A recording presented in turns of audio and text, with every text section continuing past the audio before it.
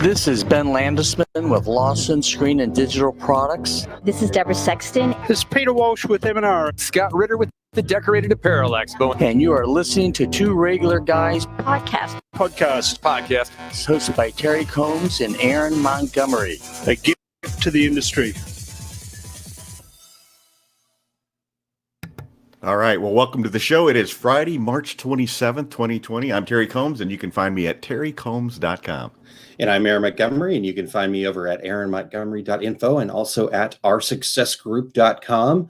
Today, we're going to be talking with this guy right here, our co-host, Terry Combs. We're going to talk about scheduling, screen printing production, and estimating production time today. Something that you've had a little bit of experience with in your years, Terry. I have spent a little bit of time on the production floor, scratching my head, saying, there's got to be a better way to do this. So yeah, definitely. Hey, but Aaron, I'm wearing this shirt today because one of our listeners pointed out to me last week, and I quote, "Don't you guys know it's spring?" Oh, I've got my black T-shirt on. I know. So that's because I didn't tell you beforehand. That's right. I didn't hear that before, but this is I'm left-handed. What's your superpower? And I'm left-handed, so yeah, there we go. Superpowers unite. But exactly. Real quick, guys, just because of everything happening, everybody being online, everybody scrolling Facebook, and everybody doing live streams on Facebook. Facebook is having some difficulties with their live streaming. So if we get bounced or it kicks or it whatever, it is also broadcasting at the same time live over on YouTube at youtube.com/2regularguys. That's the number 2 regular guys. So if you want to get over there and check it out from YouTube this morning, that might be a more stable platform, and we'll see all the comments and things like that. So in fact, we've got people checking in already. Christine is checking in this morning. And also Martha. Good morning, Martha. And Charles, thank you so much for joining us. And Jeff, they're going to keep coming, so I won't go forever here. But Jeff, hello. And Kim, good morning. So thank you guys for tuning in and joining us live. And Terry looks like he'll be ready for a round of golf. Well, I'm certainly in the right place for that. It's a beautiful day here in Scottsdale. All right. Well, good. We could use some beautifulness. So, so Terry, every golfer must be 7 feet apart, though. From 7 feet off the tee. Well, the way I golf, that's not a problem. I'm way over in the round. Right. I'm definitely away from all the other golfers. Nice. So, just a reminder that if for whatever reason we do have difficulties on Facebook, just head over to the YouTube channel. In fact, Eric just put a comment in there, so thanks very much to Eric for taking care. We've got lots of people checking in this morning, so we appreciate you guys tuning in. I guess the first bit of news that I wanted to share, Terry, is encourage not only yourself but other people around you to buy something local. My family and I have really gone all out on making sure that we're doing takeout more. We're actually eating out more now than we used to, because we're trying to support those restaurants around us that we love and that have always taken such good care of us. So we're doing a lot of that, to just support local. Next week, we're actually going to be talking with Sloan from Tiny Little Monsters about a program that they put together that seems to be taking off. I've seen it in at least a half a dozen posts on Facebook, support local. And I know Tom Brown out in Dubuque, Iowa is fully on board on that as well. Yeah. It looks like it's been great. And, I think the screen printers are, and we'll talk with her more about it. Screen printers are not making a bunch of money off of this. They're actually, most of the ones that I've talked to are giving most of it back to the local businesses, right. But it's keeping them going. It's winning future stuff and all of that stuff. So, support local. The other post that I saw going around that I'm going to go see if I can find it again, and I'll try to share it. But it's basically says something to the effect of, hey, remember all of those local business that you asked to support your event? Well, now's the time to support those local businesses. So right. Definitely want to make sure that we do that. Aaron, I agree with you 100%. And I was just thinking that I'm going to have some wings this evening from Cold Beers and Cheeseburgers, because it's a local establishment that I go to sometimes. And been there a few times. Been there a few times. Yes, you have as well. Yeah, but my son lives in New York City, Manhattan, and he was telling me over the weekend, he goes, Dad, you don't have to hoard things if you just order all your meals delivered. And he goes, and now the bars are delivering. I'm like, wait, what? The bars are delivering? And he goes, oh yeah, all the bars, they will bring mixed drinks to you in mason jars. And if you have a $50 tab with them, they'll bring you a roll of toilet paper with it. So, and I'm like, that's not real. And he goes, no, Dad, I have a drink in my hand right now that was just delivered. Wow, have not seen that. Yeah, we may have. In fact, we've got a little announcement here in just a second. We may have to figure that one out. But good stuff. But, Terry, before you jump into your news item here, real quick, I wanted to go to Carolyn's comment here. Eric, it says, "Love your vision board, Aaron Montgomery." So that's let's see here. That's right over this shoulder right here. And the great part is that's actually my wife's vision board. I just put it there because it looks cool and it's fun. And I agree with it. Mine's actually in front of me. So I'll Aaron, how I can tell that's not yours? Because some of the lettering or some of the little strips of words are at an angle. Yeah, that would drive you insane. And probably when we come back from commercial, those will all be straight lines, because now that you know it's there, it'll drive you crazy. Aaron has an issue with things being straight and square. Yes, when we used to do trade shows, when we do trade shows together, I'd go along behind him, and we had big displays of like printed shirts and things. So I would just take one, just make it a little bit crooked and put it back on the wall, and just to watch him freak out. Yeah. And I'd see like you and three other people over in the corner snickering like little kids.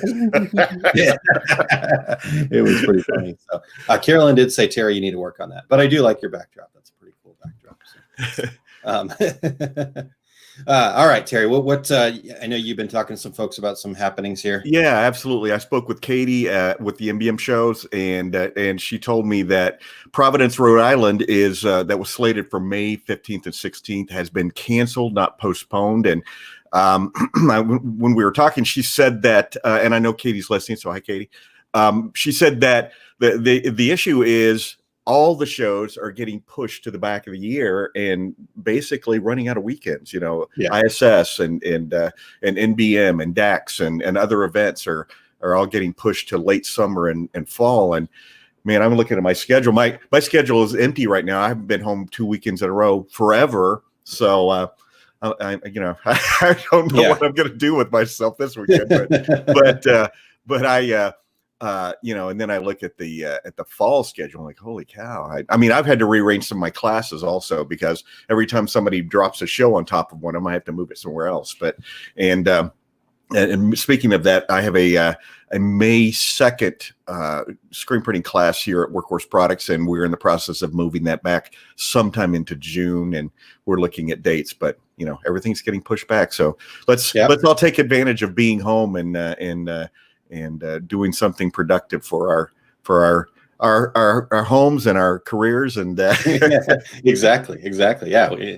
It's the opportunity to thrive. I actually talked about that over the last couple of Small Business Saturdays that I've done. And and I've been, I kind of work from home already, so it's not really all that. Yeah, I've been, for whatever reason, I'm working 7 days a week and staying up all hours now. So I don't know. Nothing in my life changed at all. But I did read online. Somebody said condolences to all those husbands who said, I'll do that when I have time.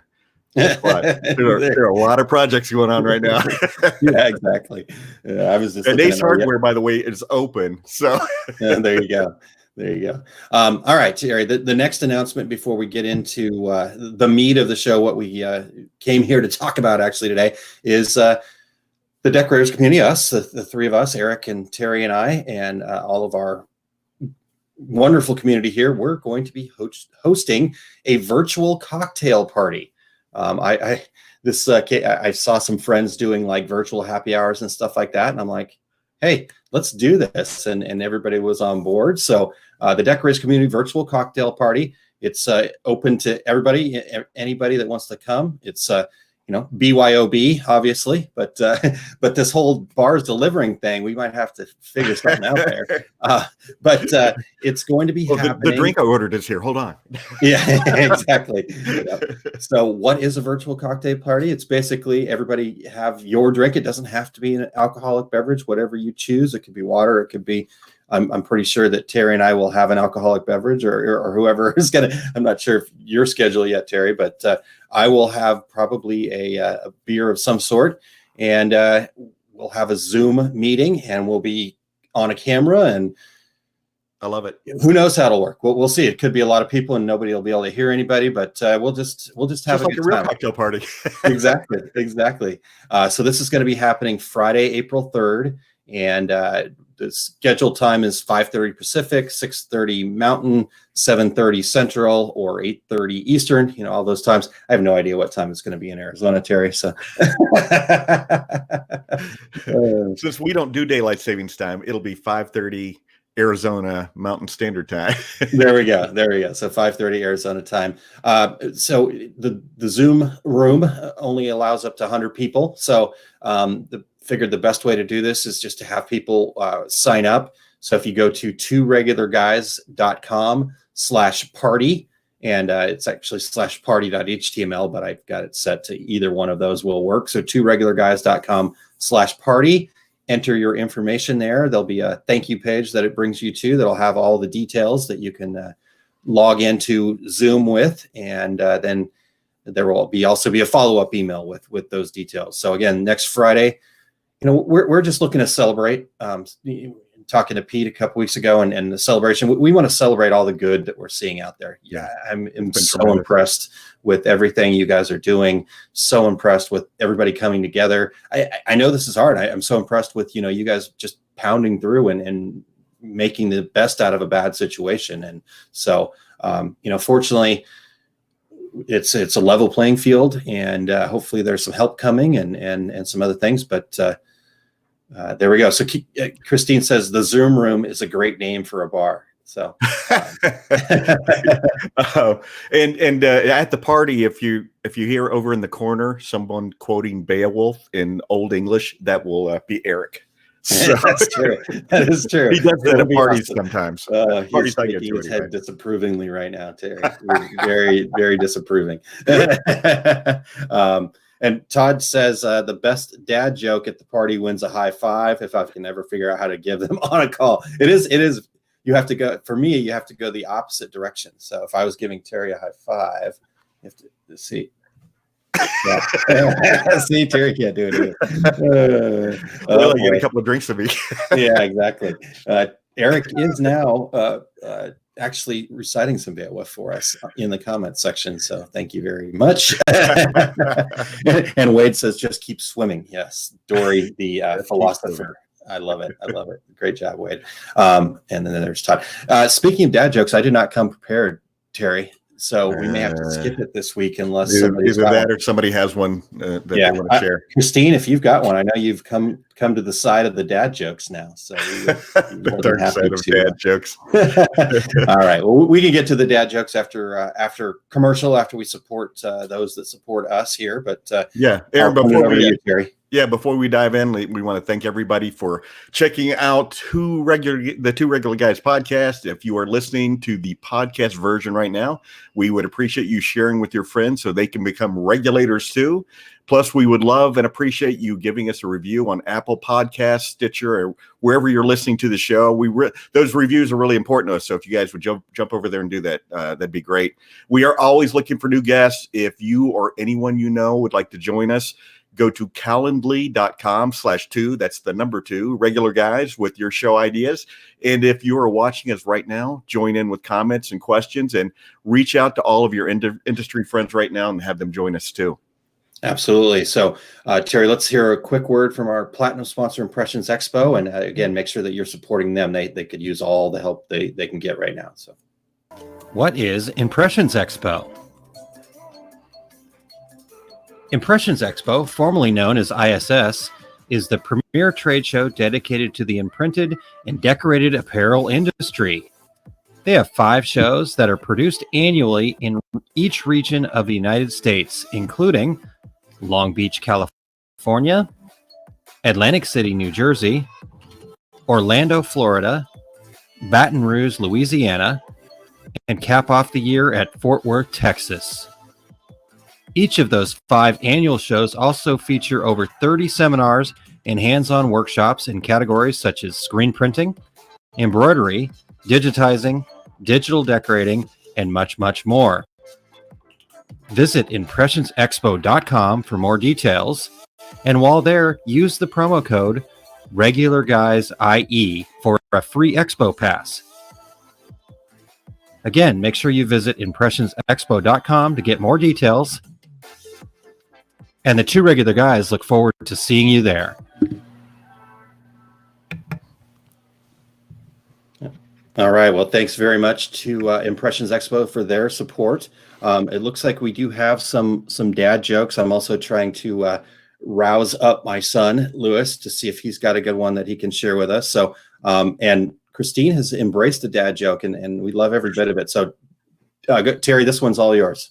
Okay, here's the joke. How do you make holy water? You boil the hell out of it. Oh, Christy, that's awesome. Todd says, did you hear about the quarantine one?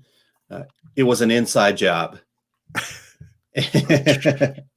Yeah. And then Terry, one more from Christine, and I'll see if Lewis has got one here.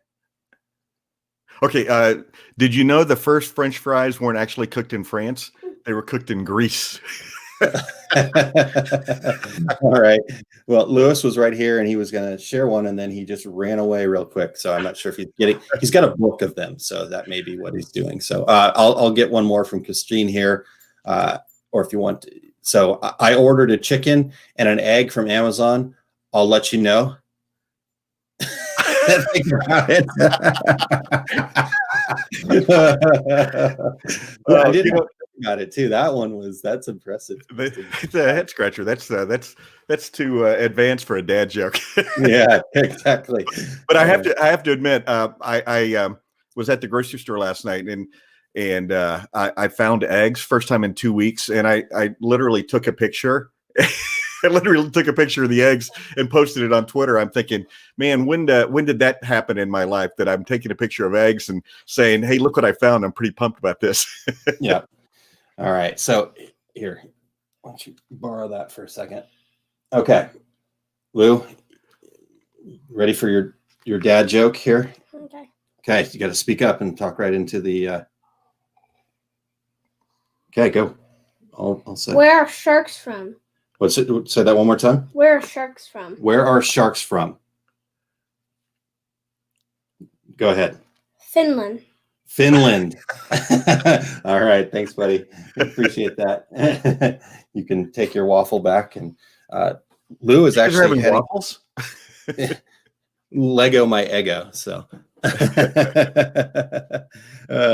So Lou's actually heading downstairs. He will be doing a live story time with his class here. So this is all new stuff for them too. So definitely lots of fun stuff going on there. My grandson Henry, he is his preschool. They're doing, because he goes to outdoor preschool. It's out in the forest, and so they have rain slickers on and boots, and so they're doing the exact same thing. All the different teachers are doing story time and doing craft projects and things like that on the internet. So, of course, they live in Seattle, so the epicenter of don't go outside. Yeah, don't go outside for sure. Yeah. Andy says, I want a waffle. Yeah, I wanted a waffle too. I instead got yogurt parfait, trying to eat a little healthier. So I did not get a waffle with all right. Well, let's, here we go. You know what I like about the Swiss? Their flag's a big plus. All right, we're gonna have to stop. If you guys keep them coming, that's fine. We'll use them at future shows, but we're gonna have to stop. Otherwise, we'll be done with the show and just do dad jokes the whole time. All right, Terry. Well, let's dive into this. So, as we mentioned earlier, you've spent a little bit of time on a production floor, and you've maybe printed 10, 1,000, maybe more. I don't. Any guesstimate as to how many pieces you've been involved with? It's got to be in the millions. Yeah, I was gonna say there's no chance it's not any less than $1 million, I would think. So yeah. And a big part of what you've done over your career, from starting in the basement, if I remember correctly, and then you've had different stops. I worked my way up along. to be a garage printer. yeah. You worked your way up to be a garage printer. What was the biggest shop that you ever ran?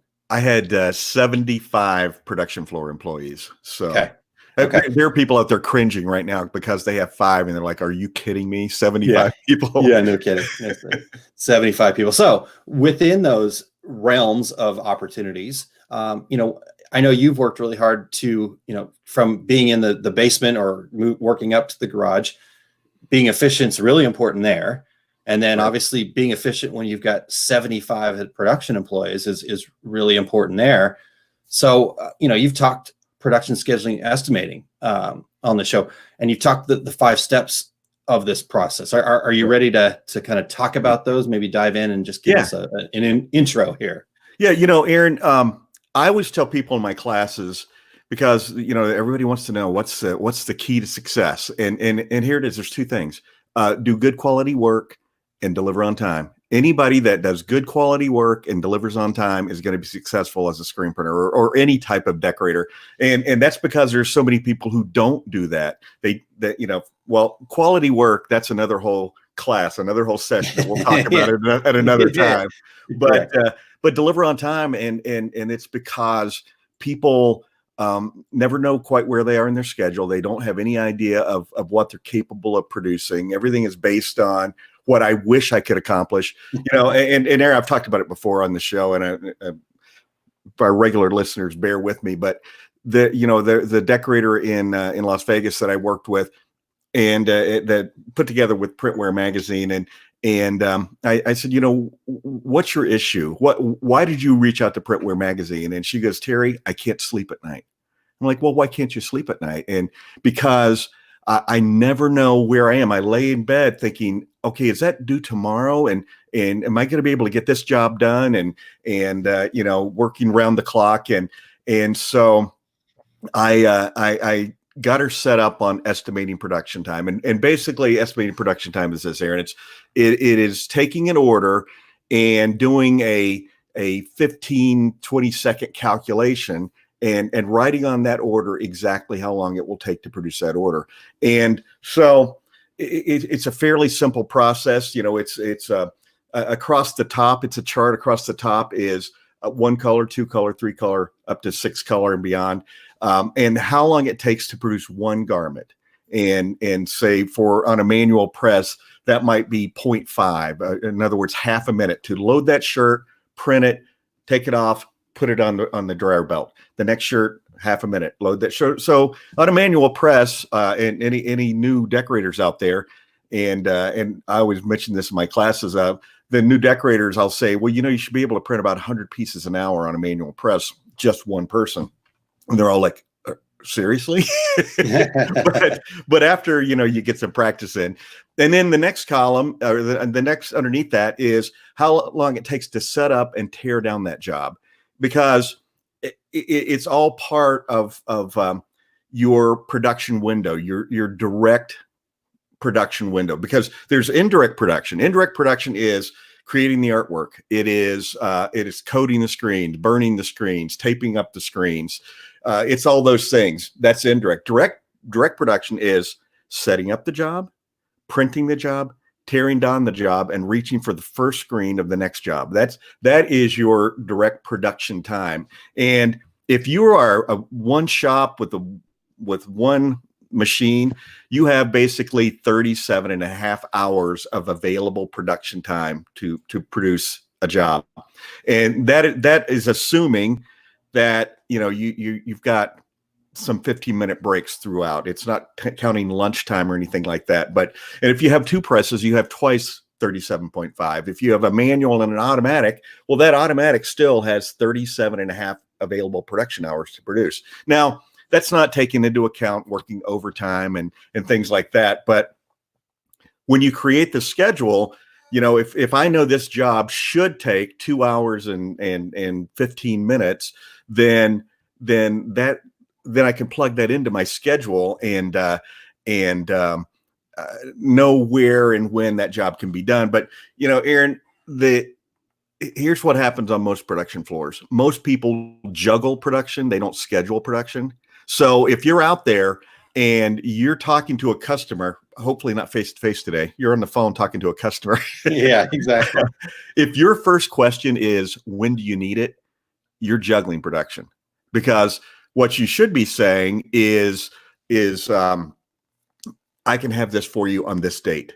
And because you filled it in while you're talking to them, you actually calculated your estimated production time. Now it's an estimate. And so Aaron, I round to the nearest 15 minutes. So I don't have any, this job will take 58 minutes or this job will take 73 minutes. Everything is rounded to 15 minutes because it's an estimate. But by the end of the week, it should average out. So it's really a simple formula there. So on the first line, you've got the how long it takes to print one shirt. So if I'm printing 72 shirts, 72 times however many colors it is, and I pick that number, 72 times that, boom, there is my printing production time. I'm going to add to that my combined setup and breakdown time. Now, I break that out. I know how long it should take to set up and how long to break it down. But by adding those together, all it is the number of shirts times the estimated production time for one job or for one shirt, plus your setup and breakdown time. There's your estimated production time. It's very, very simple. I like to simplify everything on my production floor. I don't want anything complicated. I will tell you this though.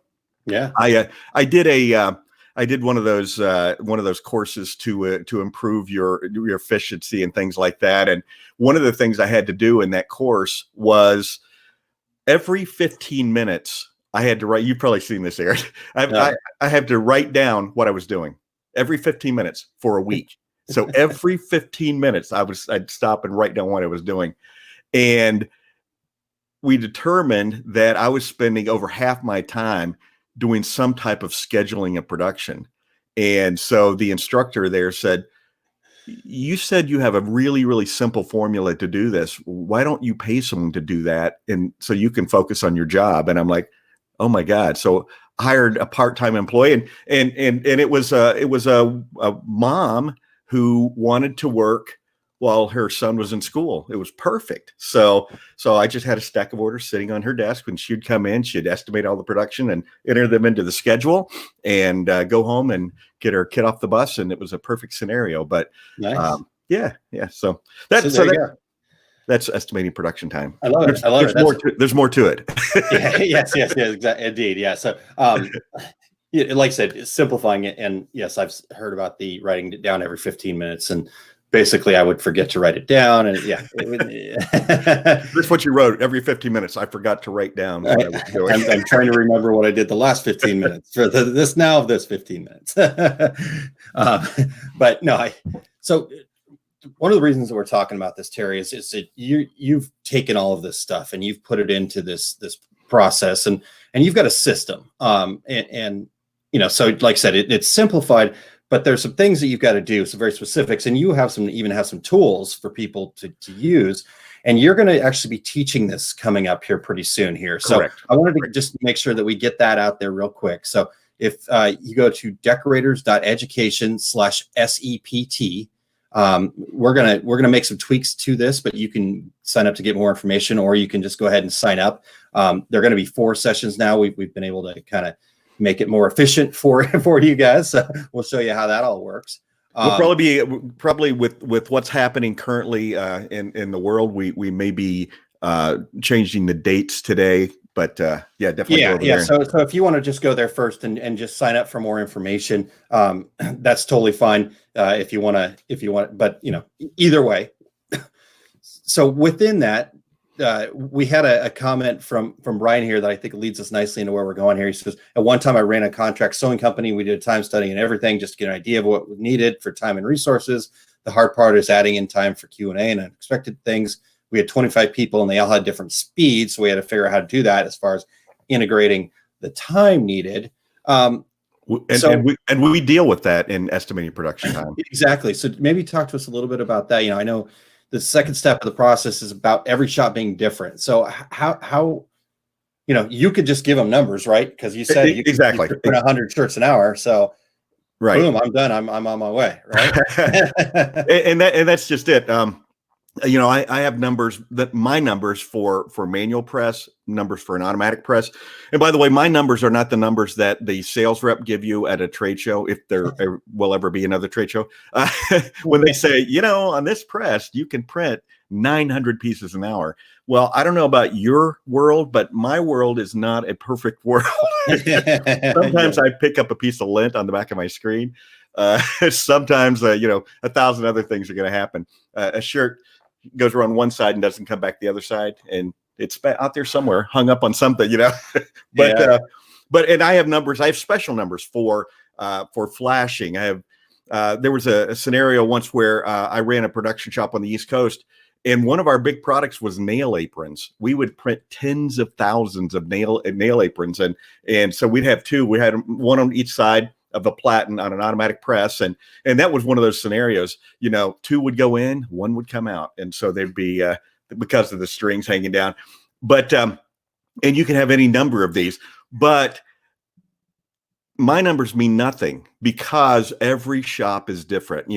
When I teach my classes and show people how to set up a 4-color job in 5 minutes, well, when they say to me, that takes me an hour and a half, well, their production numbers are obviously different than my production numbers. So just a little bit. So you have to, you have to use your numbers. And so what I do is, and when I say use your numbers, it's not this, because I see people do this all the time. Okay, we need to find out how long it takes us to do a 4-color job. I see you're getting ready to set one up. Go.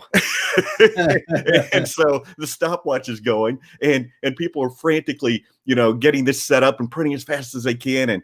And guess what? You use that number to schedule your production. You're always going to be behind schedule, because in the real world, people aren't moving as fast as they can. So you have to gather this information, and it takes work.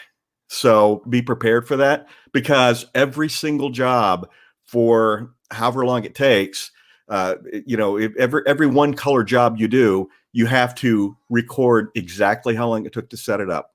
Then you have to do another time for how long it took to print it. Then you have to do another time for how long it took to tear it down, until you have at least 25 jobs. And then you're going to add up all those production times. You're going to add all those setup times and divide them by, if you did 25 setups, divide them by 25, and that's your setup time.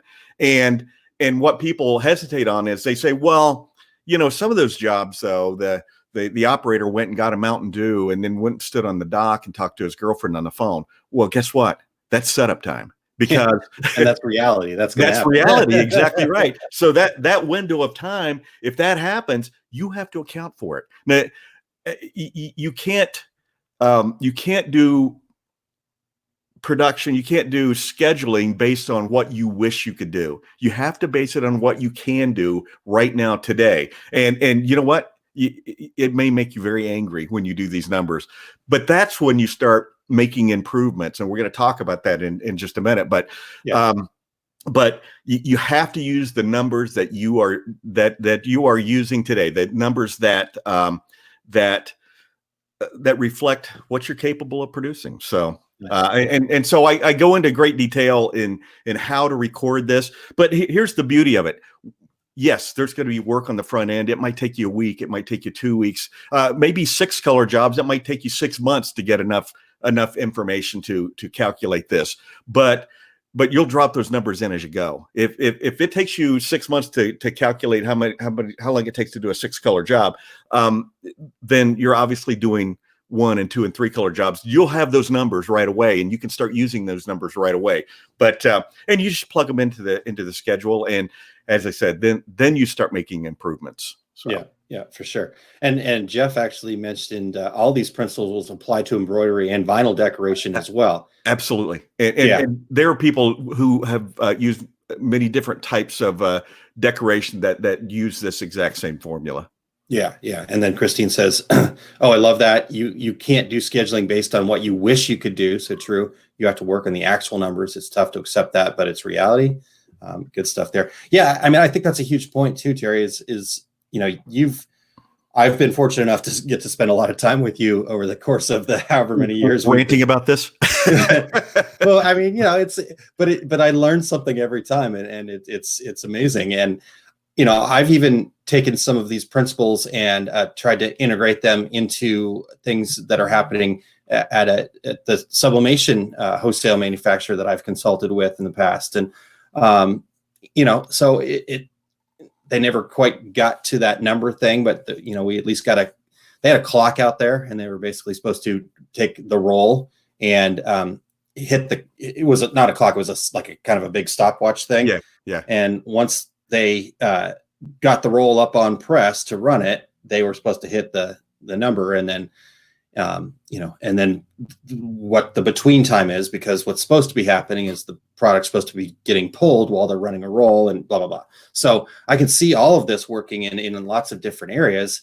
And though your tools are going to talk specifically about screen printing, I don't think it's much of a stretch to get that converted over or to just kind of put those principles into play for embroidery, for vinyl, for and Aaron, and I want to mention one more thing. There are people listening right now who say, "Well, there are only two of us here, and I do the art, I coat the screens, I burn the screens. So yeah, how does this work?" Well, in your shop, your available production time maybe isn't 38 or 37 and a half hours. Your available production might be 20 hours. Well, that's your schedule. So that other half of your week is accomplishing all these other indirect tasks. So, maybe you're going to print from 1 to 5 every day. Yeah. And so you have 20 hours to work with. So this works for anybody. I mean, this works for a one-person shop, because guess what? You still need to know, you still need to tell your customer when this order is going to be ready. And this is really revolutionary for people to say to a customer, "Well, I know you need it, or I know you want it on Monday, but according to my schedule, it's going to be Tuesday afternoon." And most people are going to tell that customer, "Hey, I'll have it for you on Monday." And then on Wednesday, it's still not done. So this is going to make it so that you are going to satisfy your customer. So yeah.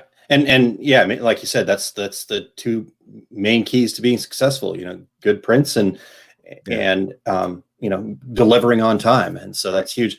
And, the other part that just popped in my head, and I think because you've told me this before, if you are that one person shop or just a couple of you, and you do have that, this is because I get asked all the time, how do I know when I should hire somebody? Yeah. Well, if you don't have this information, you're never going to know. It's right. just a random gut feeling. If you've got this information, you'll know.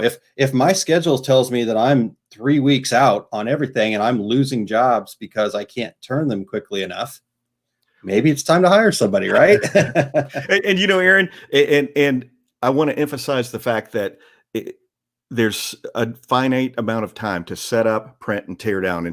And I've told this, in 8 years, I think I've told a lot of stories over and over again. But no, but I've been on a production floor where all they tracked was the printing part, and they couldn't figure out why they couldn't stay on schedule. But if you don't track the whole thing, if you don't say this is how long it takes to produce a job from start to finish, then the numbers don't mean anything at all. It's paying out bonuses on printing production. Well, guess what? The printing part's the easy part. Once you learn to print, and once you train your employees to print, that's the easy part. Almost anybody can pull or push a squeegee. Almost anybody. But it's that setup time. It's that breakdown time. That's what makes and breaks a company financially. Totally. All right. Well, Christine says, so fun to watch Terry talking about something about which he cares so much. He clearly has a passion for this stuff. Yeah. No, it's great. I love this too. And like I said, I've heard all this stuff several times, but every time I get something new out of it, and I love it. So in fact, Todd says, for anything really, this could work for anything really. Single guy mowing yards, doesn't matter the business. Knowing your average time will help your business. Christine follows that up with very true. if I know how long it takes me to write an article, I know how many articles I can take on and whether or not I can meet deadlines. This applies to almost anything. And so, yeah, heck, you don't even have to be a decorator. And this class is for you. So Yeah, there you go. yeah, good stuff.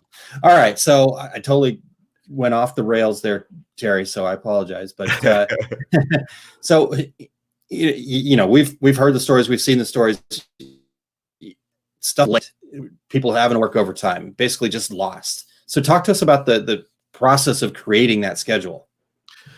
Well, here's the big thing. A lot of shops, especially shops that have a sales department and a production department, and anybody out there listening in either one, they know it's like this because the sales department, they love to promise things. and I couldn't tell you how many shops I've gone to on a consulting basis where I'll say, okay, so who schedules production? Oh, the sales manager. Really? That has to end today.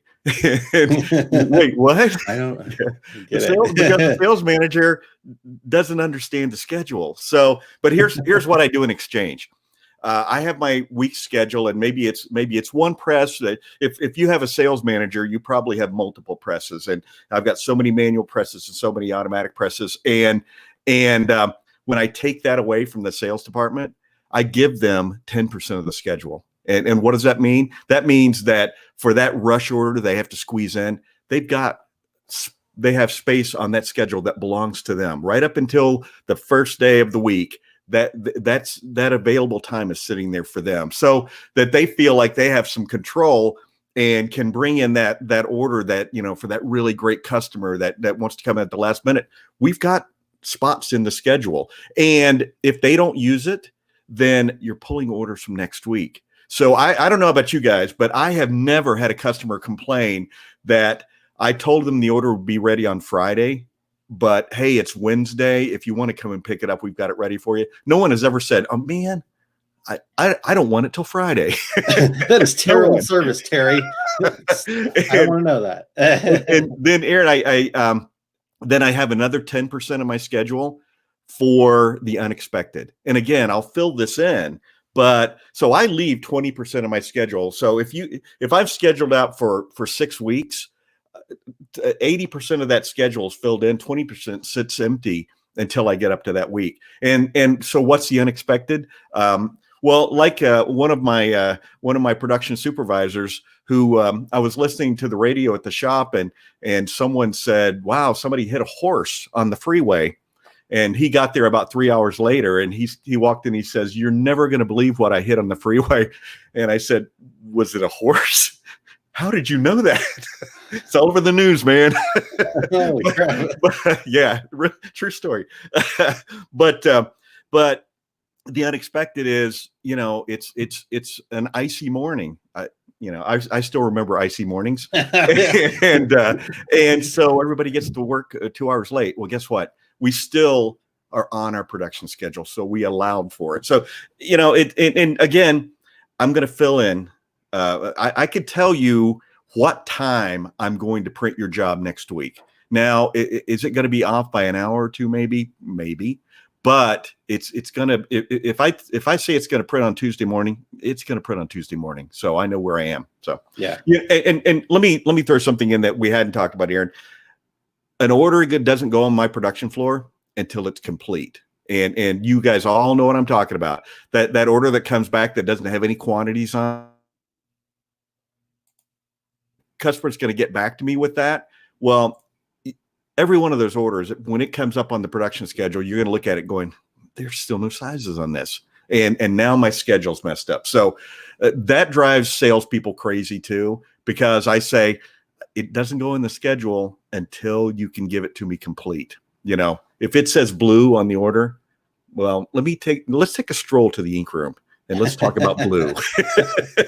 So you go call your customer and find out what blue they want, and then it goes on the schedule. So, and you know, it's hard for people, especially when I come into a company that's operated in it differently. It's hard for them, but once everything starts delivering on time, the sales department loves the production department. All of a sudden, they're not calling customers saying, "Hey, listen, we didn't get your order done," because the person out there running a press doesn't have to call the customer. That sales rep does. So once this goes into effect, then everybody's happy again. The production department, the sales department, skipping hand in hand. So. Yeah, exactly. Exactly. Well, speaking of skipping hand in hand, as you were talking about some of these sales department things, yes, for some reason, my blood pressure rose a little bit, and I got a little bit, yeah, I got a little bit, because it's like, do you want the business or not? So, but, so within all of this, we're talking about efficiency, and I do love the fact that, one of my least favorite things to do is to call somebody after the fact and tell them that something's going to be late. I mean, it's like, come on, really? That you had one job, get it done. Right. Okay, we've got this great now, but now we're like out 6 weeks, and it's like, how do we, is there some things in here talking about kind of holding our production department's feet to the fire? How do we deal with the efficiencies? Absolutely. Every job that's on my production floor, the time that it started, which means reaching for that first screen or the end of the last job, that time is noted on the order. And when it's complete, when the QC person says, okay, that's everything, and you start tearing it down and reach for that first screen, that amount of time is written on that order. And all the orders for that operator are added up, all the actual production time and all the estimated production time. And then we're going to calculate your efficiency. How did you stand up against the estimates? And then I publish it every week. Wow. Every person who operates a machine on the wall in the break room, everybody's name is listed and their efficiency percentage. The first time I do that, there are a lot of gasps and, are you doing this every week? I am. And guess what? Those percentages go up like this. It's crazy how much more efficient people can be when everybody in the shop knows how efficient they are or inefficient they are. And for me, you got to be in that 80 plus range to keep operating a press, because if you're below, you're really going to throw my numbers off. So we're going to have to reassign you. Yeah. I'd be reassigned so quick, my head would spin. What's over there? Look at that. That's fun. Let's try that. Well, Aaron, this just doesn't work if you don't track the results. So, like everything else in life. Yeah, exactly. That's a good point. I mean, that works with everything. So, Terry, talk a little bit though within that. The guy that is just them. I mean, you still need to be doing these things, right? Well, say that. Ask me that again. Well, the shop it's just them. You absolutely have to do it, because it's just me running my own shop. Maybe I have some part-time person that comes in and works on screens or whatever. But yeah, if my percentage is below 100% and I'm using my own numbers, then something's wrong in the process. So I need to know that. And I'm going to have to go in and adjust my estimates then if I am consistently below, because if it's just you and you created the numbers yourself, you should be basically at 100% or fluctuating right there all the time. So yeah. And which, again, we probably overestimate what we can do a lot of times, especially when it is just us, and we overestimate the fact that there are probably a lot more distractions than we would expect and things like that. So I think it's probably even more important for the small guy to really do this. I mean, obviously important across the board, but certainly, giving yourself something, that's what I've seen with a lot of businesses across the board, is that we think that something is one way, but we never really take the time to actually know that for sure. And then, we wake up 6 months later and all things are gone to hell because we haven't taken the time to do that. We're just continually working in the business, not on the business. Exactly right. And Aaron, if you start doing this if it's just you start doing this, when you add employees, it's so easy to expand on your schedule and be able to implement this on a grander scale, because it's so easy to, you can add 5 more presses and use this formula and use this process and easily know where you are at all times. So, and that's what it's all about, knowing where you are. Yeah. And obviously during this time when it's slow, this is the best time to do this stuff, because you can really spend a little bit of time. You're not crushed with a bunch of deadlines potentially. I mean, I know that not everybody's slow right now, but Right. real quick, Terry, Jeff's got a question here that I'd love to get your take on it. What's the approach to handling reducing mess ups? We have seen this as we try to push people to do more faster. Sometimes it results in faster, but do-overs, reprints. Well, my standard, the standard in the industry, and this is, I think, kind of high, the standard for spoilage, and that's products that I can't sell because of misprints. Spoilage is 3%.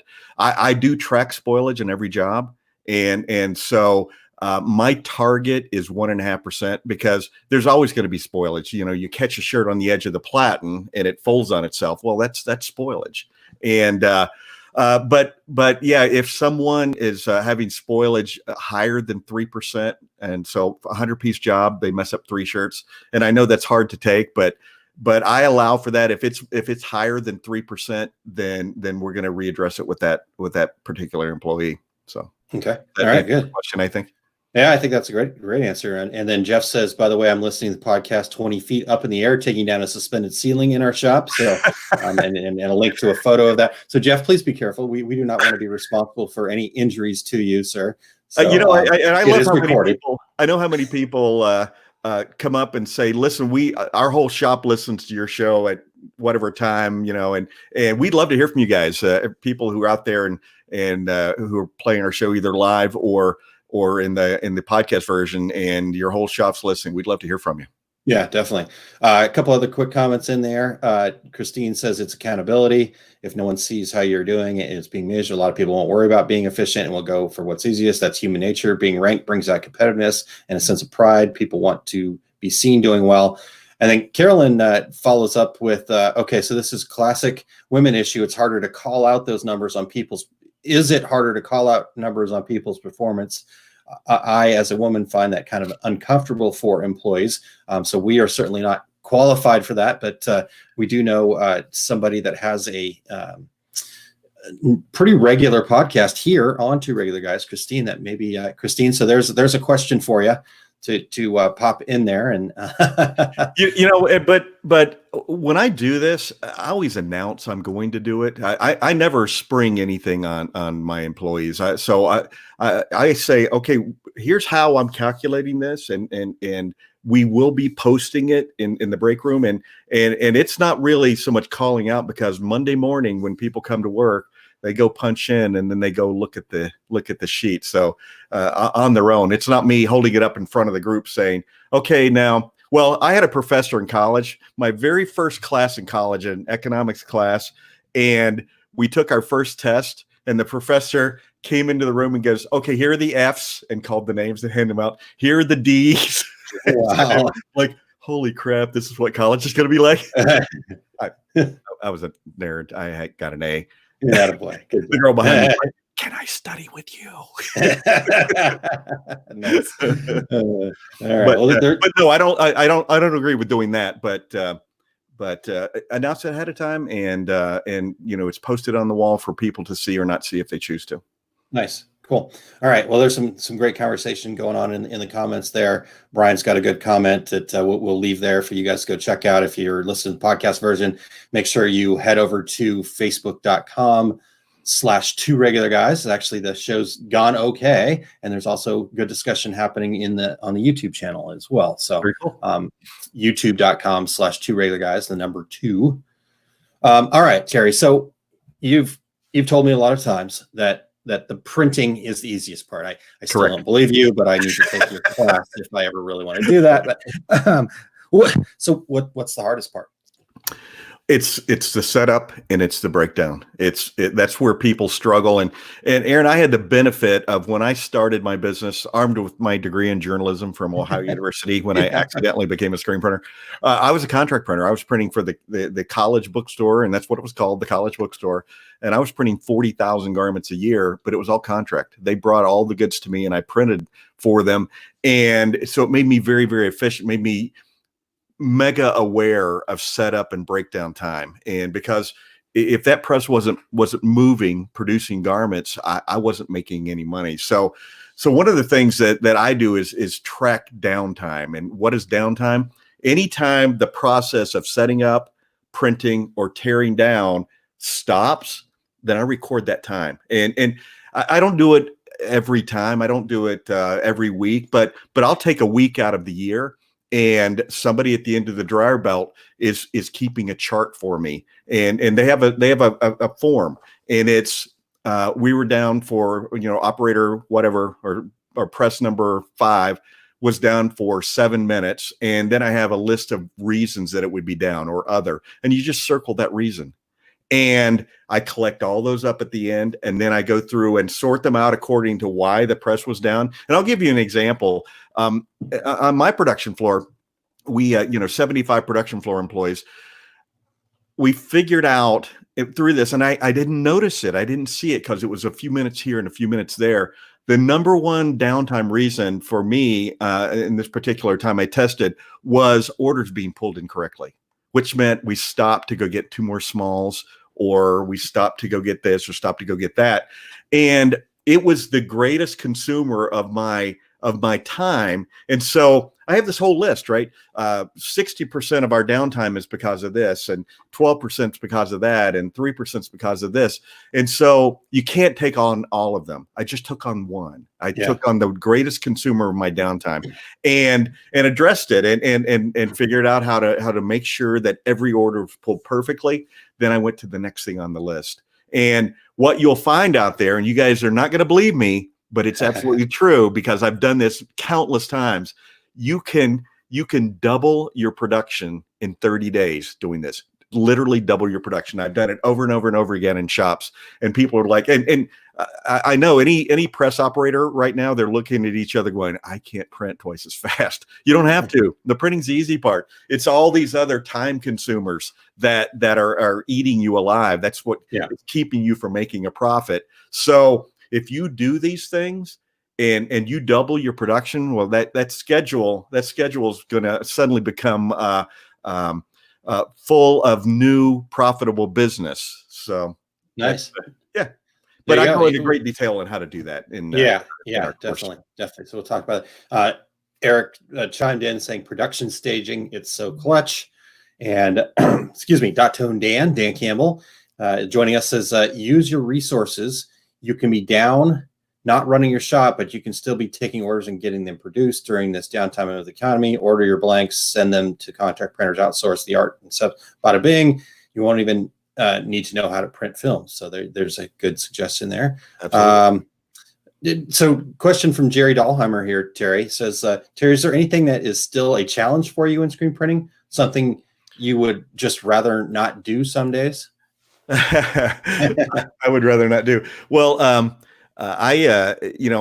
for most of my career, I love to print. I mean, I physically like to print, to screen print. I'm not able to screen print because that's not the most profitable use of my time. But I guess probably more than anything, because I'm heavily involved in training and things like that. My production floor, if somebody's out sick for a week, that their job's covered because I do a lot of cross training, things like that. It's probably honestly dealing with your employees' personal issues more than anything, because you get attached to employees and there's issues that they have to face, and I've certainly counseled people going through all kinds of situations in their home lives, and man, I have heard it all. It all. Yeah, but sure. That's probably the thing that I want to be there for them.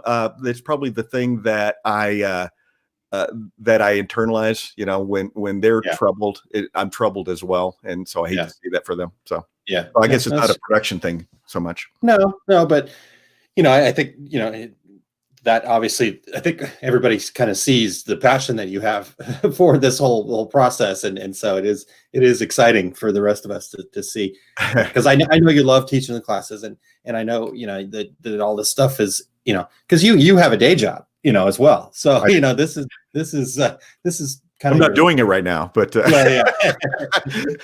not much to do. So yeah. But anyways, all right. So Terry, this has been great information. Again, like I said, I've heard this probably 1,000 times in the course of our time together, and like I said, I learn something new every time, and so that's what makes me so excited about this series. So, talk to us a little bit more about it. 4-part series now that Right. because you've been able to, again, let's get efficient. Let's get the job done for folks. So, and yeah, sure. More than anything, Aaron, not only do I give you my forms, but I give you the blank forms. I give you a way to build your own numbers again, because that's the key to all this. I give you a starting place, and then you can use my numbers to start with, but then you're going to start adding your own numbers. But probably more than anything, really go into lots of examples of how this works specifically, so that, because it's easy to talk about it, but to actually implement it, I go into more detail about how do you step by step go through the process. And yes, it's work on the front end, but once you build it, then it's just a matter of massaging it as you go along, as you improve on your efficiency, things like that. And then it's already built. So you're just going in and maybe adjusting the numbers and things like that. So it's a commitment on the front end, but it's certainly worth it. And once you start doing this, you'll for the rest of your time as a decorator, this will be the system that you schedule your production with.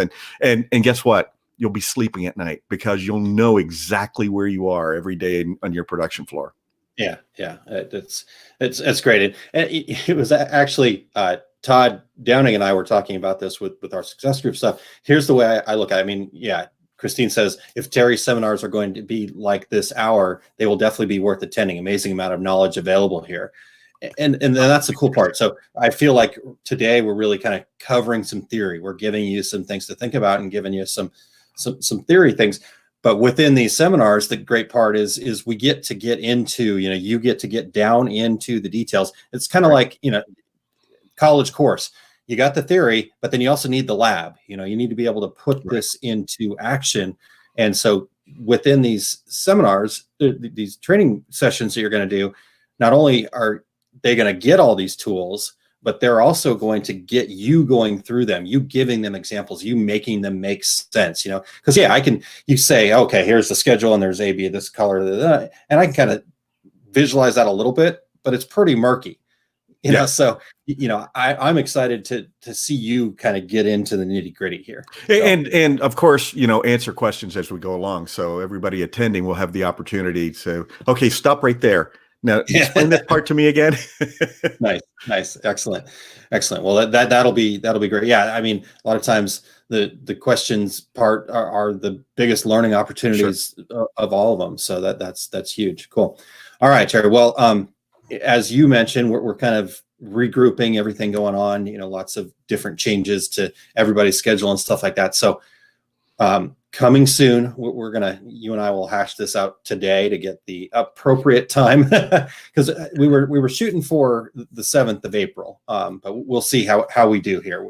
We may still be able to pull that off, but get over to decorators.education/SEPT, and no, it's not in September. And I put this up before Terry reminded me of that. He's like, no, I thought we were doing it in April. I'm like, I know, but I'm an acronym guy, scheduling and estimating production time. That's SEPT. I put a dash in so that I could understand what you were talking about. Okay, yeah, good. Thank you for making me make sense. That's a hard job, Terry. So, but if you go to that location there's a right in the middle, there's a get more information. So just plug your information in there. We'll send you updates as we get this all. You've got some basics there. I mean, if you do want to go ahead and sign up and reserve your spot, please feel free. You're going to get all the same great information. We're just going to have to figure out the timing. And if you can't be there live, that's okay. Like Terry said, there's going to be questions, but knowing Terry, he will be available to you to answer those questions anyways. And it'll all be recorded. All the tools will still be there. You'll still get to hear everybody else's questions. So, you don't have to be live. Right. All right. Anything that we missed on this, Terry? I think we have filled an hour yet again. All right. Yes, Todd says we need an Aaron to English translator. Yes, thank you. As Terry would say, if I had feelings, they'd be hurt right now. All right. Well, great job, Terry. Thank you so much for all this information. Real quick, speaking of training coming up here, Demystifying Next Level Digitizing is going to be happening tomorrow, March 28th, and there's still availability. You can still get in there. This is one of Eric's most popular classes from the trade show floors that he's going to be teaching online. He's going to be talking about better running, bolder, more beautiful embroidery with a faster cycle time from concept to completion. So, excuse me. So if you'll get over to bit.ly/Eric DD, and that's Eric with an H, ERICHDD. There is a coupon code that we haven't made publicly available out there, but for the regulators here, it is regulators, with an S, regulators with an S. So you get a little bit of a discount there as well. So come join Eric tomorrow. I believe that's about 11 o'clock Central Time, if I remember my calendar there, everybody. But what else do you have coming up besides scheduling estimated production time? I know the schedule's been kind of in flux a little bit here, Terry. Right. I have been changing flights and canceling hotel reservations and making new hotel reservations. So Saturday, May 23rd, I'll be presenting on being a great, in capital letters, great screen printer at the DAX Minnesota show. And of course, we'll be there, Aaron and Eric, at the Decorators booth. And I have my upcoming complete screen printing business courses, Workhorse products. I'm scheduled for May 2nd and 3rd, but we're looking at possibly moving that back to sometime in June. We'll keep you posted on that. Atlas Chicago has been moved to June 27th and 28th. And all of my upcoming events you can find at terrycombs.com under the tab tour dates. Nice. And lots of changes, and I'm keeping it updated. Outstanding. Good job, Terry. How about you, Aaron? Good stuff. So April 1st, I'm going to be presenting with Todd Downing a training session through our success group called Focusing Your Way to Success by Finding Your Niche. Todd likes to call it niches for my you-know-what. These niches be crazy. Yeah, exactly. So that you can find out more information about that over at oursuccessgroup.com. You can actually just buy that single training if you like, kind of a la carte, so to speak, or we have monthly and annual memberships available. In fact, we have some pretty sweet deals going on the memberships until the 15th of April. So and one thing on those memberships is once you're locked in at that price, that's the price that you're locked in as long as you're a member. So good stuff there. Also, we've got a coupon code going over there, and Lewis is coming back for the dad jokes. He's got to run. So we've got a coupon code going on over there called Smilestones, and that'll get you 25% off the session that we kicked off with in January called 5 Keys to Launching and Growing Your Business. And so that's great video training tools, lots of good stuff there. So that's oursuccessgroup.com/5keys.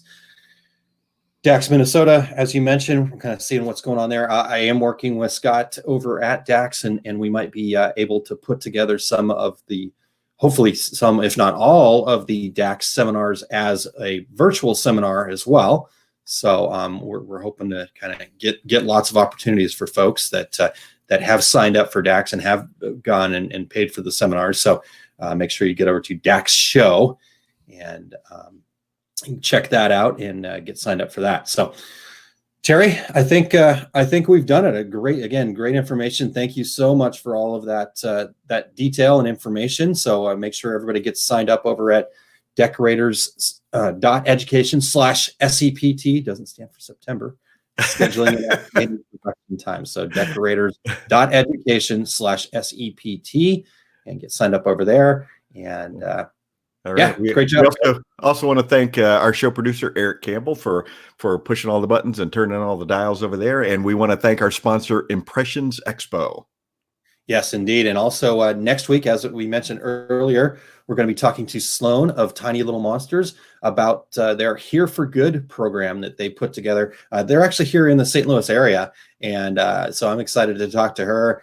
But, they focused in on St. Louis, but then shared this and spread this. And we're seeing it blow up in lots of different areas. Yeah, so it's pretty cool. Great stuff going on there. So we're really looking forward to that conversation. All right. Well, until then, I'm Terry Combs. He's Aaron Montgomery.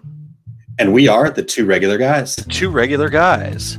Check out our website at tworegularguys.com. That's the number 2, regularguys.com. You can also interact with us over at our Facebook page, facebook.com/tworegularguys, or send us a tweet, twitter.com/tworegularguys. And we have a YouTube page. You can find all that from our website, tworegularguys.com. Thanks for tuning in, and we look forward to spending some time with you again next week.